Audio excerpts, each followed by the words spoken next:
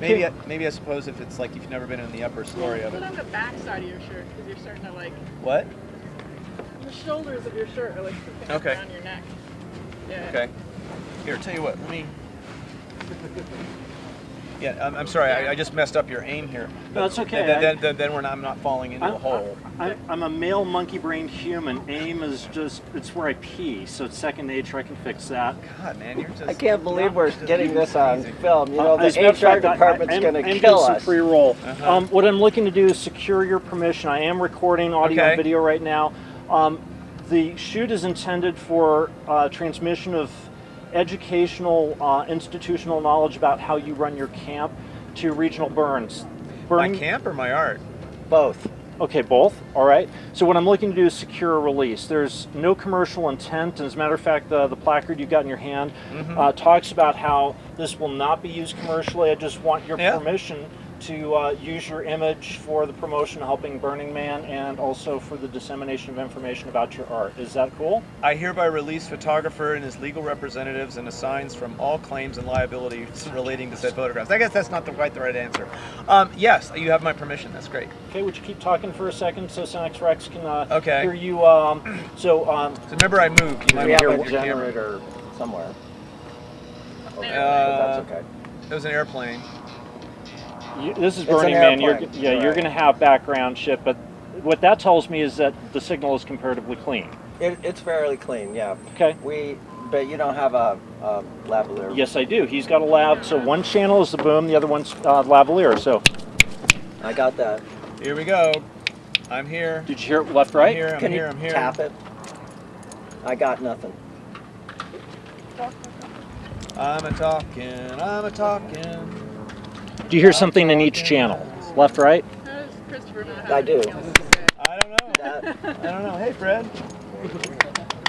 Okay, it's probably good. You understand it now? Yeah. Okay, beautiful. Well, we're rolling. Do you want the standard questions that we used for the other interview, or are you going to go on the Because fly? we need a standard answer. Standard answer. Okay. So, Every standard answer you can think of. Answer yes or no to So- the following questions. Here's what I'm going to do. I'm going to continue the sound check, so I'm going to kind of get in the middle, and I'm going to work you through the questions I prepared for the one I shot. In 30 seconds, give me an overview of your camp, but please include the name and purpose.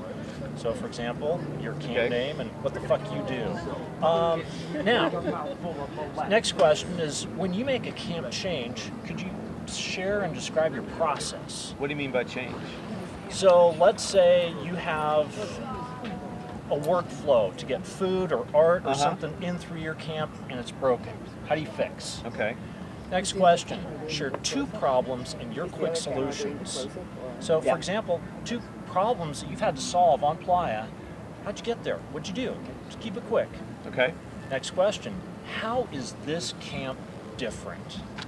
Another question, how do you identify camp leaders? Then there's a follow-up. How do you mentor them? And next question, where are there 2 areas you've seen camp struggle? Big question here. Quickly tell me why you do this. And then Meaning the camp or the art. This is I'm this is all gonna camp be questions. asking you art questions. So you're so Okay, that's- So so you're the camp. Vapor is the camp questioner. okay. Well, All right. we could alternate. That would be fine. Sure. Yeah. I don't care if it's alternate or not. It's probably easier just to think about camp first. Probably easier to do all the camp questions and then all the art Sure, questions. sounds or good. vice We can versa. piece them together. Well, let me get you the last camp question, and that was, how has your leadership style evolved? Okay. So anyway, I don't need answers. Frankly, I don't care. I'm going to be making love to the camera. Okay. And so what I do want to do is kind of close down on having my mouth open. Okay. And I want to give you a couple cues to make sure you look like a fucking rock star. This little red lamp, Yep. it's called a tally light. Look at that. To help you look at that, I'm going to try to talk to you from behind the camera so Yep. you're having a conversation here, because if you see somebody on TV who's not looking at you, it's like, are they talking to me? And the conversation is here. Right. So, Senex Rex, I need your leadership. I'll be there 2 seconds. Okay? 1001. 1002. I'm right on time. Okay, so your leadership first. I want to know how tight you want me to frame this shot. Can you I've got see- a relatively tight shot here. Okay, so I'm going to do a medium wide, so it's basically waist up. It Can looks you a see- tiny bit angled this way. That doesn't affect. You know, it's relative to your. I've got the. Okay, I the- see what you're doing. You're squaring me out. Okay. Yeah. All right. So you Yeah. don't look like you're sitting on a deflating couch. I am, yeah, even though that's what I am. All right, but you're giving me hints. Thank you. I will do my little square up, not with being level, but being level with your carpet line. All right, Are you seeing my feet off the floor like I'm Lily Tomlin in a chair? that would be cool. Yeah. But no, No, good. I don't know if that's quite the pose. that's Nope, the everything above the table's out of frame. Okay. No, I just my When I feet. come to Burning Man. Yeah. What do we got going on here, man? Okay, we're good. Okay, Okay. So can you read me the questions one yeah, at a time? I'll do it.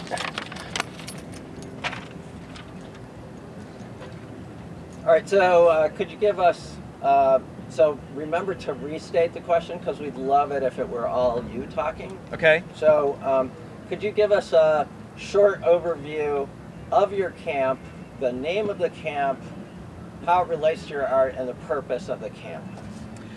So all right. So what is? Yeah, it's obvious. What is the name of the camp? The camp is called Fermament, and the purpose of this camp is to support my art piece, or at least my art piece this year, which is called Fermament. We come together because the organization, the Burning Man organization, provides for this. If you are an honorarium art piece, or I think even if you're not, you can get placement as an art support camp to make it easier for you to present the art. I want to know where people come from, how many people are in your camp. Our camp is wonderful in that it kind of comes together organically and unexpectedly sometimes. We're mostly people from the San Francisco Bay Area, ranging from Marin County to Oakland to San Francisco to Santa Cruz. We also have a couple of people from Montana. We've had people who live in Texas and Hawaii at other years. It's obviously centered around this art project, but pieces of it came together even before my art projects. So it's kind of like ancestral familiarity with camping with each other, and then we kind of tacked it on to this art support camp.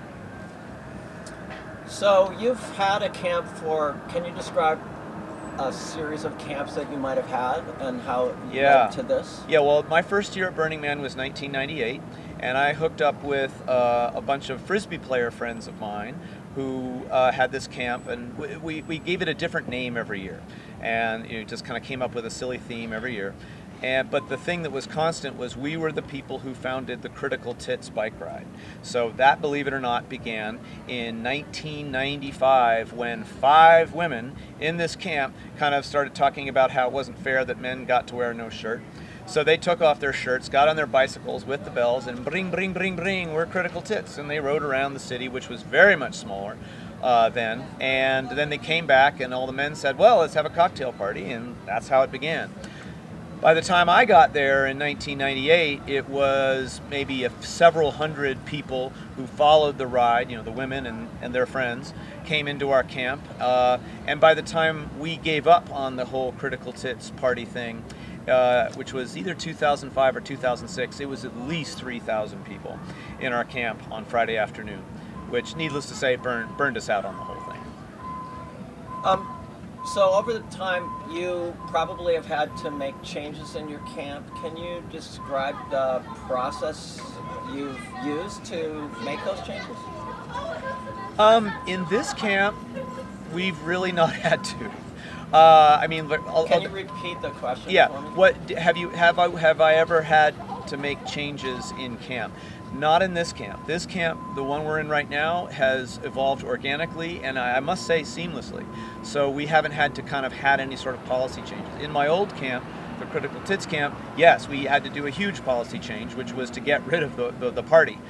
Basically, Friday morning, you'd start working, getting ready for that party, and you'd spend all day. And some people thought that was the cat's meow. Other people, like me, thought it was a little bit of a waste of effort, or it was too much effort.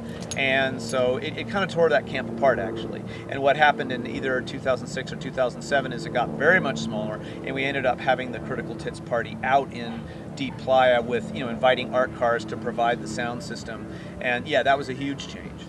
I can kind of riff on that a little bit and say that there's a classic thing that camps deal with, which is, do you be super strict about getting jobs done, or do you just kind of let it slide? In the Frisbee player camp I was part of, things slid and it got messy. It was not very much fun, and usually someone would end up getting pissed by the end that things are a mess and no one's doing their dishes, and that would have caused a lot of trouble. In the current camp, it's remarkable in that everything gets cleaned, everything gets done without anyone getting fussy. We basically, I think the solution to that is that we've chosen good people. They're grown. We're plenty of fun, but we're also grown-ups, and so we get the job done without any fuss. I will never forget a moment a couple of years ago when this camp was centered around Charwash, another piece, fire art piece that I made. And a woman named Laura stood up, who's kind of in charge of the shifts. And the only shifts we had were dinner shifts. We didn't have any cleaning shifts, just people just did it. And she stood up at the beginning of the week and she said, well, no one signed up to make dinner on Friday, and no one signed up to make dinner on Sunday, but there's plenty of leftovers, but so I'm sure we'll be fine. But if you have an idea of what you might like to do Friday or Sunday, just go ahead and do it. And sure enough, it happened. And that's magic. That's when you've got a camp like that, you've got something special, and that's what we have now. Cool. Interesting. So you've answered a bunch of our questions, which is awesome. How do you identify camp leaders? How do camp leaders emerge? Well, the funny thing, camp leaders emerge. Some people want to take charge and they want to take responsibility. They either enjoy it or they feel it just needs to be done. In this camp, I feel it's really magic in that I didn't choose any leaders. No one chose them. People just kind of chose themselves. They just kind of stand up. So, for example, this year we have someone in charge of the water system. We call him the water czar. And he just kind of said, "Yep, I'll do it. I know it's a lot of work, but I'll take care of it." He took care of it. It's awesome. We have got a woman who's in charge of the kitchen. Who really loves organizing it, and I think it's part of her joy of being here. And so leaders rise from the murk naturally, if you ask me. How have you evolved? How has your leadership style or your personality or philosophy evolved? And don't forget to not restate the question, but just introduce right. the idea. How has my leadership style evolved? My answer to that is perhaps a little what you'd not expect. I'm not the leader. What's been going on the last several years is that my art projects cause this camp to exist. In that we get tickets from the org, we get placement here, but I am not the leader. There are several people who take on kind of leadership roles, and I definitely take on some of that, but I'm not the boss. And that, I like it that way. I mean, as I said, it works so much better if that kind of leadership evolves organically, and we're fortunate in that in this camp it has. Do the other leaders that have emerged, do they mentor people in your camp? Do you see that happen? Not deliberately. I mean, I'm sure that some people look at it and say, "Ooh, that looks like that's fun," or I could do that if someone so wanted to take a year off. I could step up into that role. Actually, come to think of it, that happened in a big way this year because there was an older couple that is kind of. I hope they won't mind me calling them den mother and den father. They normally arrive, very early in the setup week and set up a lot of infrastructure, and they kind of both, kind of physically and spiritually serve as kind of anchors for us, and it's just so pleasant to have them here.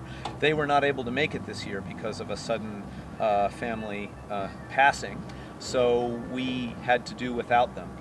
How did we fill their shoes? I don't know. I did think we just kind of did. I mean, we had to all of a sudden kind of scramble to have certain things brought up here that they were going to bring, but we made do. I mean, it's a resilient group, and then I think partly because we just do things that feel natural. So what I'd like you to do, rather than asking yourself the question coming up, it's going to be describe your art evolution, or the evolution of your art over time on the playa. And you did talk about critical tits. That's awesome, and we can splice that into what you're about to say. But if you could say, here's, what I first came here and I did this, and and then I did this and this. So now we're talking about art. Yeah, now we're talking about art. And I'd just like you to talk about how things evolved. You can riff as much as you want. Okay, well that's certainly a story. So first of all, critical tits was not my thing. It was my camp. So that's not. It's never something that I got into that much. But the frisbee players I camped with, that was their thing. It's a good story though. I first came to Burning Man in 1998. I didn't really know what to expect, and in fact, I felt kind of alienated at first, and I just, I wasn't really connecting with my old friends. They were kind of off doing their own thing, and I was kind of lonely, and I was kind of like, what the heck am I doing? I tried going out with groups of people, and as everybody knows, you go out with groups of people, someone says, I want to go here, I want to go there, and then you break up, all right. Finally, I just got on my bicycle one day, and I said, I'm just going out by myself. The heck with it. And I'm not really someone who likes going out by myself. I love company almost always. So that was a little bit out of character for me. Well, I went out into kind of the art area, the open playa, not deep playa, and I came across a circular ring of like round posts, and someone had essentially made a little corral, and there was a big fire pit in the middle. And I kind of went in there. I said, how's it going? And I said, hi, I'm Christopher. And the guy says, hi, I'm King of France. All right. And I said, so what's this about? Oh, it's a fire circle, blah, blah, blah. And then I noticed that they had strung twine between these posts, so it kind of made a bit of a fence. And then I noticed that someone in this camp had started taking pieces of scrap wood, they had these big piles of scrap wood, and started making art in the twine. And I said to King of France, do you suppose I could do that? I could make one of those? You fill one of those panels? He said, yeah, well, not the ones in the front, but yeah, sure, go ahead. So I took the twine and I made like a spider web, a bunch of concentric circles, and then I took a piece of wood and I had my pocket knife with me and I whittled it and I stuck, 8 little twigs into this piece of wood. I made a spider, just tied the spider up there. And I'm a little overwhelmed remembering this, but it's, at that moment I felt like I belonged there. And I loved it. I just was like, it felt so good to have made something. And then a dust storm came up, and I'd never been in one of those before. And you could hear the crowd, the city, which was some distance away, roar in appreciation of the dust storm. They don't do that anymore. And then the dust storm hit me, and I just hunkered down under a jacket. And when the dust storm was over, I stood up, and I really felt like I belonged, and it was interesting, obviously emotional experience. And the rest of the time, I had a great time at Burning Man, and I was so full of ideas. I went home and I thought of at least 4 projects to make. In 1999, I didn't make a single one of them, but at least the thrill of coming up with those ideas was great.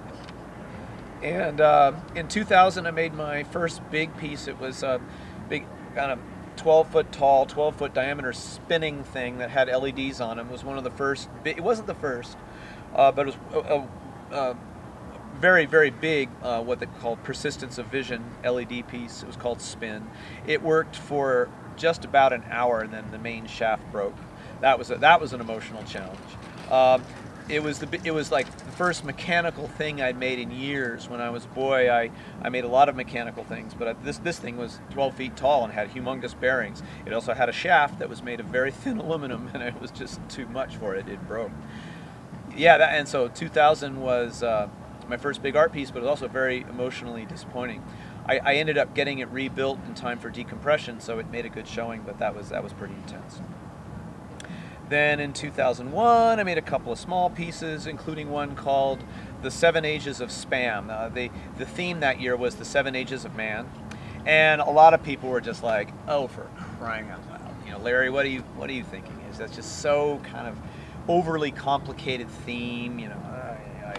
So I made a big wooden tray, and a friend of mine was a marbleizer, and so he made this big wooden tray that had ornate trim on it, looked like it was made of marble. And then I mounted 7 little plates and 7 cans of Spam onto this board. I labeled them Monday through Sunday. And every day I would open the can of Spam and put it on the plate next to the previous day, so you could get a time-lapse demonstration of how Spam ages on the playa. So that was my piece in 2001, and that was pretty funny. I kind of and every once in a while I run into somebody who saw that and got a good laugh out of it. That's hilarious. Anyway, so that was kind of a little pretty mellow. And then 2002, I made something called Ping, which was a submarine art car made from a Volkswagen Vanagon. And I became known as Captain Ping at that point, and I'm still called Ping or Captain Ping. And that was a lot of fun. I drove Ping around 2002 through 2007 and had a good old time with that. That was my art car years. In 2003, I made a piece called Yantra, which is pretty similar to Fermament.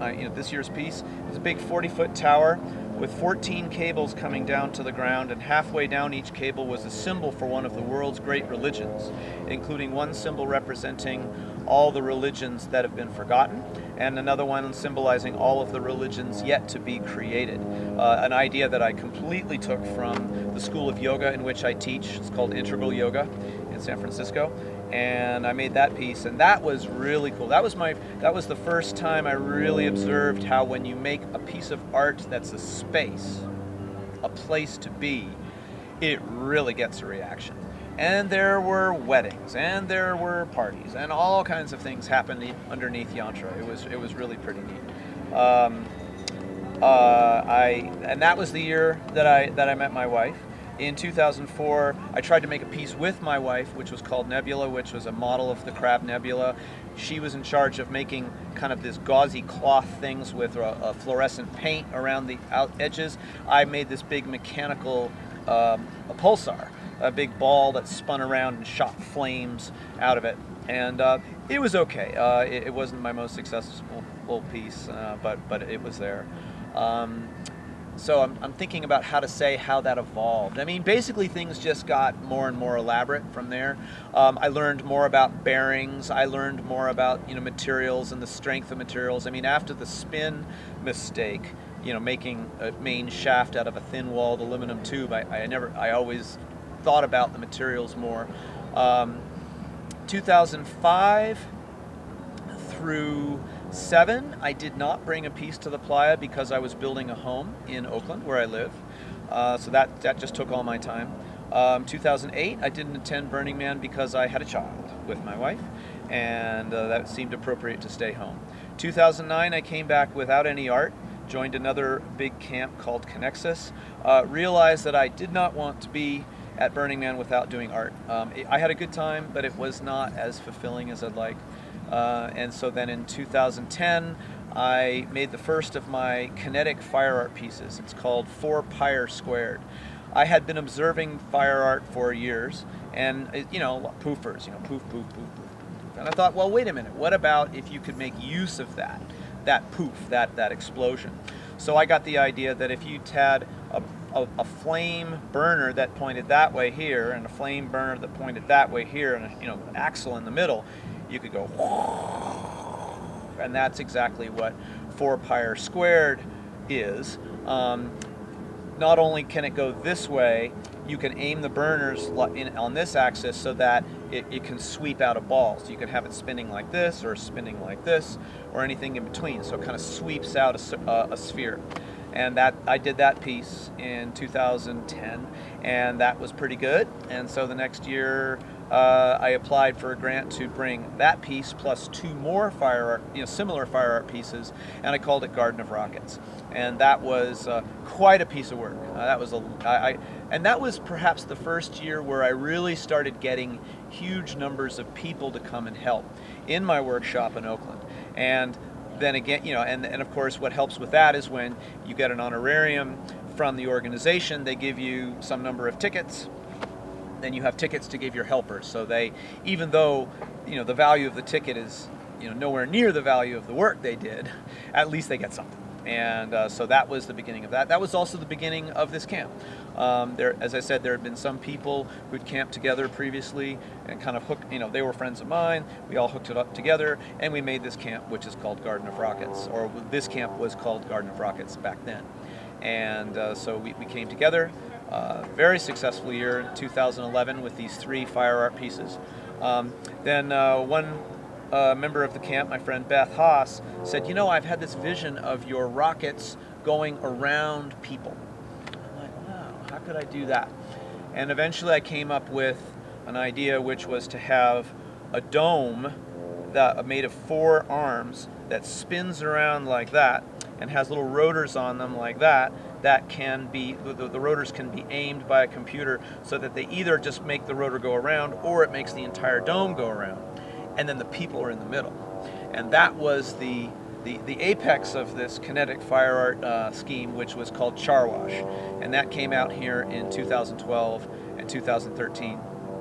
And that was really something, because what we did is we all had these red jumpsuits and we had this shtick where we'd say, come on in, be cleansed by fire. And people would say, what? And we'd stop the machine, let them into the very middle, which had a fence, right? And then we'd start this thing up and these little jets would, you'd turn on the throttle and the jets would go, whoa, and there's 8 of them. And they start spinning around, and then we get them moving round and round and round, and then there was a button you could push where rather than aiming the jets to get any sort of thrust, they just spin as fast as they can. So and that would sound like, and that was always the climax. And then we kind of let that peter out, stop the machine, let them out, and it was tremendous. It was really tremendous, and certain people emerged as fantastic barkers. People who would, bring the people in, bring the folks in to be cleansed. And so 2012 we did that, and it was great fun. 2013 we did it again, and we started to get tired. One thing about fire art is it needs staff, and when you have to staff your art, then Burning Man becomes a lot more work. And, okay, who's got this work shift tonight? Who's being barker tonight? Who's being roustabout? Who's being the operator? All these things have to be organized. And also we ran out of fuel. We would run from about, 9 o'clock to midnight, and then we'd run out of fuel. And so we'd stop, and, that was, the artery said, yeah, that's fine. But what happened was that a lot of people never saw the art because they never went out until after midnight. So all these, it was a little disappointing, right? Your friends didn't see your art. And so all that kind of added up in my mind to the point where I said, you know what, I don't want to do fire art for a little while. Even though I have a couple more machines in mind, I'm just kind of like, done with it. So got home from Burning Man in 2013. I had an idea for an LED piece based upon some technology that friends of mine have made. So I had 2 weeks before decompression. I had my friend Kevin Bile make the physical structure, which was a kind of a ball made of pencil rod, steel rod, bent in interesting shapes. And then I put the LEDs in there, and I wrote this iPad app to control it, and got it done in time for decompression in 2013. Took it there, and I was like, wow, this is a lot of fun. Furthermore, I said, this iPad app that I've written for this one machine, it could work for other ones, so let's see about that. So developed that app, made it more general, because that iPad app, iOS programming is what I do. I made it into a monster of an app called LED Lab, which is on the market. Anyone can download it from the iTunes store, and that has led to the creation of something on the order of 9 LED pieces that I have at home. Most all of them are suitable for indoors only, but of course one of them is Fermament, which is out here. and I brought that out here in first well, I guess I took 1 year off. That's right. After 2013, 2014, I took another year off where I just flew out here, just drove up here on Thursday, just stayed a few days and had a good time, but once again said, yeah, it's a lot more fun when you make art. So 2015, I proposed Firmament, got a grant from the organization, and I started building it. Once again, had a great crew, came over. Well, one idea that I had that turned out to be pretty nuts was that I would make these panels by taking these strings of LED lights and attaching them to these panels of bird netting with zip ties. And I kind of didn't do the math when I came up with that. It's like 21,600 lights, each one requiring 2 zip ties. That's 43,000 zip ties. And, given mistakes and things that, things we had to correct, it was probably 50,000 zip ties. And so that was an amazing experience because I just had to put out a all point, a general call for help, because there was just too much work for even the crew to do. And I was really, and that of course turned out to be a wonderful thing because my friends I hadn't seen in years showed up, my parents showed up, other relatives showed up. It was really neat to see not only that people would help me in my hour of need, but they actually enjoyed doing it. So there's an awful lot of soul in Firmament out there. There's an awful lot of people who helped work on that. I'm getting sentimental again, because it's wonderful, to have the spirit of so many people working on it out there. And how did art evolve there? I don't know. I mean, once again, it's like when you make something that's 40 feet tall and 52 feet in diameter, you have to think about structure a lot. I kind of know what I'm doing when it comes to structural engineering at this point, but I did consult with a couple of engineers who do a lot of art, do a lot of engineering for art pieces out here. They kind of they have their mainstream engineering jobs, and then they also do they get paid to do engineering for Burning Man art pieces. I'm very, very appreciative of their help with that. The other wonderful thing about Firmament is it requires no staffing. We go out there in the morning, get new fuel, we go back there in the evening, start the generators. It pretty much runs itself. One funny thing about Firmament in 2015 is that everybody thought that the music and the lights were so very synchronized. It turns out the truth was that it was a completely random shuffle sequence of songs and a random shuffling sequence of visual scenes, and if they ever matched, it was a complete accident. And but it pleased everyone just fine. The one exception to that in 2015 was when I came back after the temple burn to Firmament, where I'd simply left my bike, and I found 400 people there, and at least, and I just was amazed. I mean, it's just overflowing with people, and I said, okay, let's have some fun here.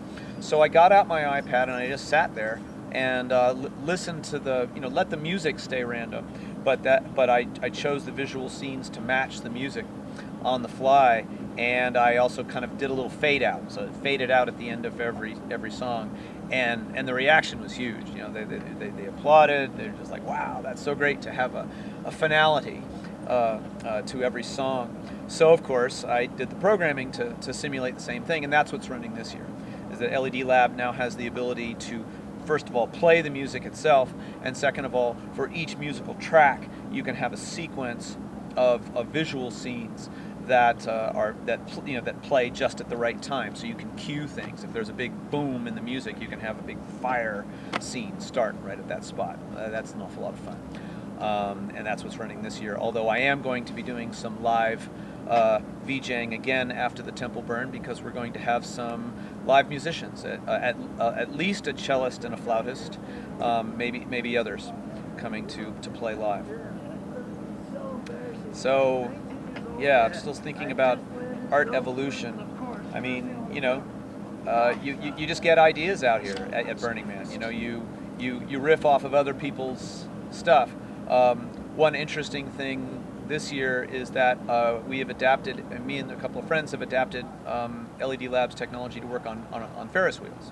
So I added some features to LED Lab to map to polar coordinates, and so now I have ideas of wheels, lots of ideas for LEDs and wheel configurations that that people either spun by a motor or invite people to come along and pull something around and spin it manually. Look for that next year. I think that's where I'm going with it. So I have a couple more questions. Yeah, please. One of them we might keep, we might not. It depends on how your answer goes. But I've noticed that you're one of many people that I've talked to who have gone to Burning Man and contributed something, but then that led to commercial things that followed. And so I don't want you to promote your company, but I do want you to, if you know of it, you can talk about your own experience and how that evolved and was able to make new things for people to sell, but also if you know other people who did that, I'd like to hear about that as well. Okay, so does my work at Burning Man lead to commercial opportunities? For many years, it did not. Nobody was lining up to buy kinetic fire art. That understandably, because it's very complicated to run. But Fermament has. I've gotten a lot of contacts from Fermament. We've taken Fermament to a couple of events. One in Hawaii, one in Oakland. There's a couple more events we're taking it to in San Diego and Houston later this year. I have not gotten yet the whole people clamoring for commissions, although I met a couple of people this year who say they want commissions. We'll see. But it is extremely exciting that this year I have not, I'm a computer programming contractor. This year I've not had to seek contracts, and in fact I don't have time for them because I have so much interest in Firmament that I've actually been able to transition from a well-paid computer programmer to a not so well-paid artist, but still that's what I want. Although it's been remarkable to learn just how much being a professional artist involves being on the phone and exchanging emails and what seems like an endless loop of questions and requirements and legal documents. A little challenging, but I welcome the challenge because that's what I want to do. I love the idea of being a professional artist, and it seems to be happening. There are several people out there who are pros. Michael Christian, one of the most brilliant artists out here for years. He's been here since at least '96. Always making the most amazing stuff out there. This is his job. He does art.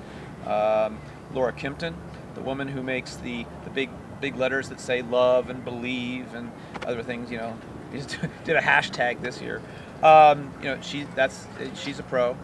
So yeah, some of us get enough attention out here that we can make it a living. I would say that's a pretty recent thing.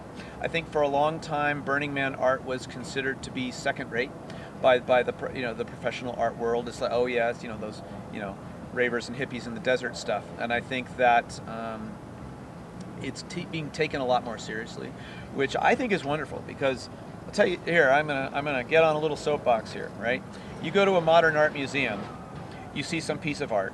It always has a name and a plaque, and sometimes the art is so abstract or so what is it, that you need to go read the plaque in order to understand what that thing is. My humble opinion is that art is a failure. And I know there's plenty of high-priced art that does this, but I don't think that's correct. I think that art is a communication medium, and if you need to have a plaque to explain what your art is not doing its job. That's my opinion. There's a wonderful, unusual art venue in Sonoma County called the DeRosa Preserve, put together by a very successful vintner, and he just kind of went around buying up California art, and he built one huge barn structure after another that you visit, and every single piece of art has a number. No name, no plaque. You really need to know who made that. You write down the number on your hand, and then there's a catalog at the end of the tour. But I think that's brilliant, because then the art lives or dies on what it is, and that's very true at Burning Man too. If you go out there and you put a little plaque on your piece of art, you kind of get laughed at. It's kind of like, that's not the way you do it. The art has to be what it is, and so I'm very positive right now about seeing Burning Man art going out into the modern art world, and who knows, maybe it will make the modern art world more meritocratic. It's not who you know or who you slept with, but what your art looks like, you know, what it sounds like. And needless to say, I think that's a positive development. So what might be next? Well, as I said, I've got what might be next. That's the question.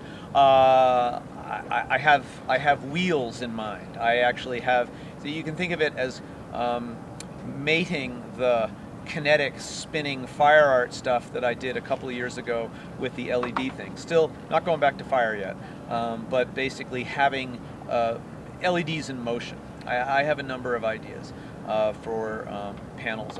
One of the ideas I'm working on is putting LEDs on drones. That's not something that I would probably do here, but I have the idea of having a fleet of drones, each one having a panel, and as they move around, the mapping changes so that the image stays consistent.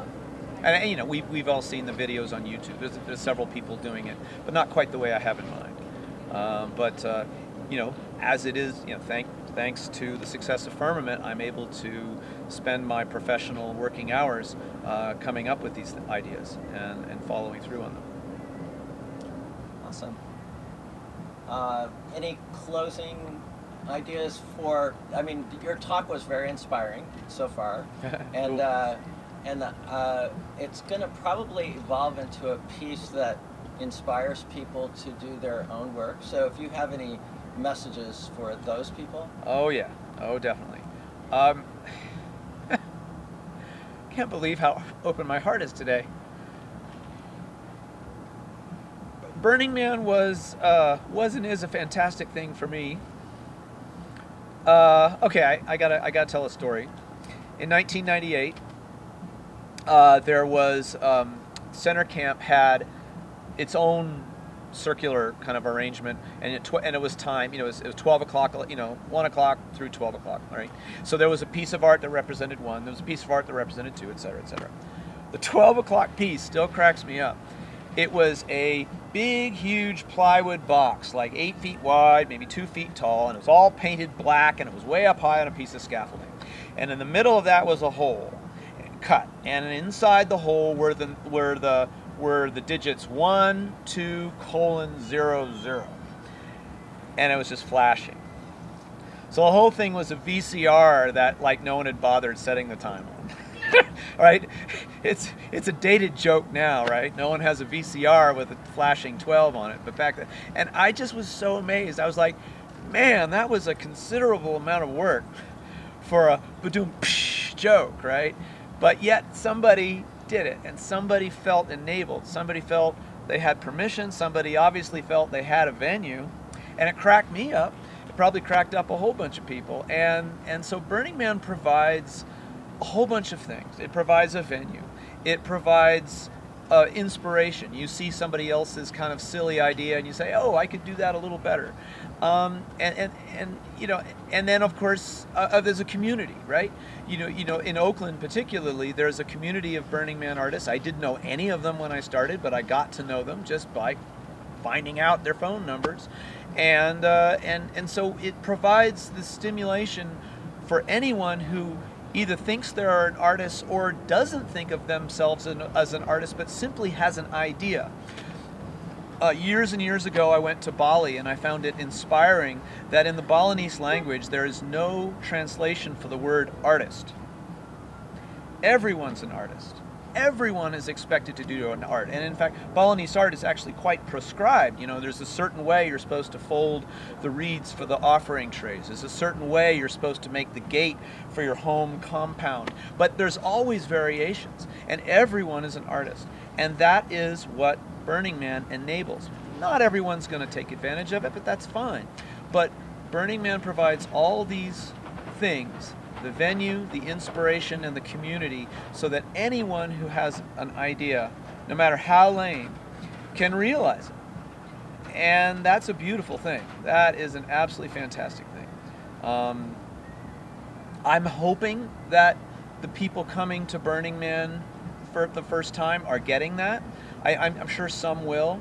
There was a certain amount of when the gates opened this year, there was a certain feeling that me and a number of friends had that the consumers had arrived. There's an awful lot of vibe of, you know, people showing up saying, "Okay, I'm at Burning Man, entertain me." well, when you get 70,000 people, you're going to get that. I wouldn't mind it if Burning Man shrank at all. But still, there's obviously enough people who are creative, who are spending their good time and money to bring stuff out here, and so I'm hoping that this fantastic phenomenon continues.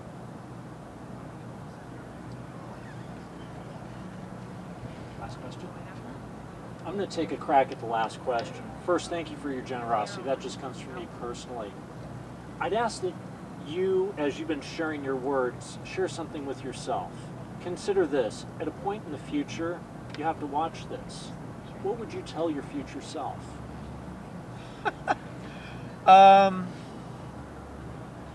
Give yourself a gift to your future self. What are you thinking right now? I'm thinking, well, all right, future self, future Christopher. I hope you found success doing art. I hope you're happy with it. I hope you've learned a thing or two, and I hope you stay humble about it. What a response. Thank you. Thanks. That was a great interview. Thanks so much. Wow. Wow.